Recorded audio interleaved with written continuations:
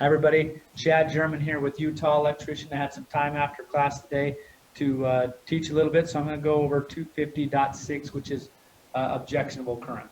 Objectionable current we do not want. It's not something like let's write in the code book that we need some objectionable current. That's something we do not want to have at all on our system. So objectionable current would be where your effective ground fault current path back would have current on that, which means your equipment grounds. Your equipment grounds or your grounding conductor shall be free. It's not a current carrying conductor like a grounded conductor or a neutral. So when you bond your neutral that is a current carrying conductor to a grounding conductor, that is not good because you will get objectionable current back. For an example, just on a grounded conductor, a lot of people don't understand that a grounded conductor or a neutral conductor is a current carrying conductor. I've been hit by a neutral, unsafe. It hurt worse than when I got hit by a hot or a ungrounded conductor. So let me show you what it is. If you have A phase and B phase on a system, one pulls 10 amps, one pulls 15 amps. Your neutral will have a current coming back of 5 amps. You can get hit by 5 amps. You can get hit by whatever this unbalanced load coming back off your neutral is. If you bond your equipment grounds and your grounded conductors, you will have objectionable current back. It's not a matter of if or what if. If you bond, you will get hit back. You will get hit. I had a guy, a student who I was teaching continuing education a few weeks ago, hit me up on break and said, Chad, can you explain something to me? I was working on a job and I turned off power on some switchgear and I went in and I checked 120. Actually, it wasn't a switchgear. It was a panel. I apologize. He went to a panel and he turned off the panel and he went from his meter with his meter from phase to phase and from phase to grounds, and he had nothing. So then he got working on the panel. His arm touched against the panel and he got hit.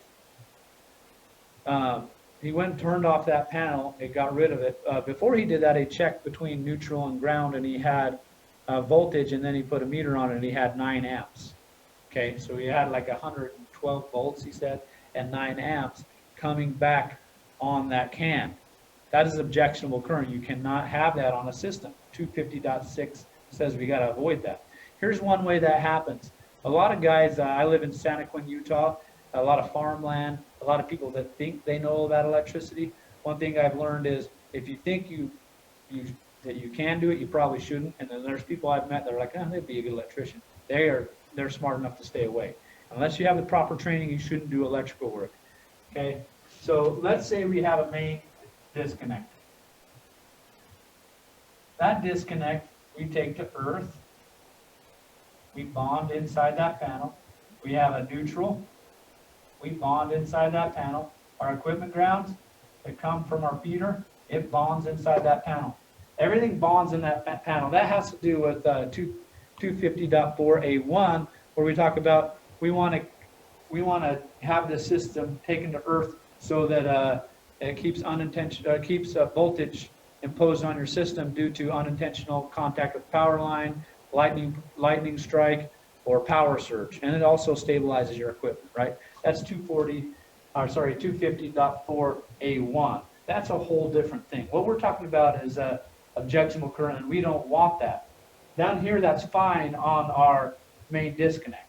But let's say we take our feeder and over to this sub panel or this panel inside a house, and in that panel, all our branch circuits get fed and they come over into this panel. And we bond our neutrals and our grounds the same way we did over here at the main point of disconnect.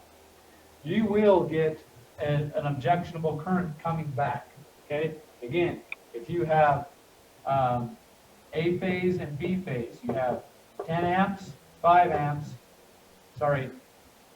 and 15 amps, you'll have a neutral come back with 5 amps. That will happen on your equipment ground. You will have current coming back on your equipment ground, and your equipment ground then becomes a current carrying conductor, which we want to avoid. Okay?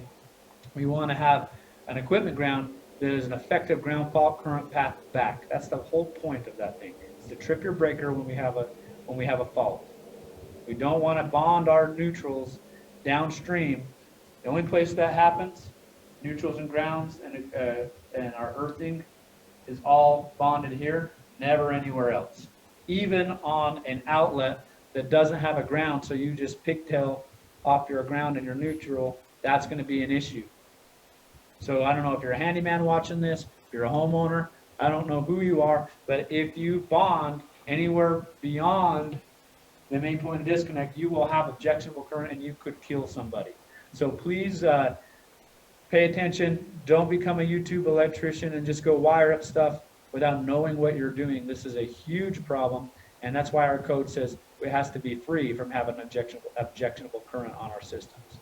Thank you guys. I hope you got something from this video, and please hit me up on Utah Electrician on Instagram or on this YouTube channel, or just you can email me at cgermanelectric@gmail.com.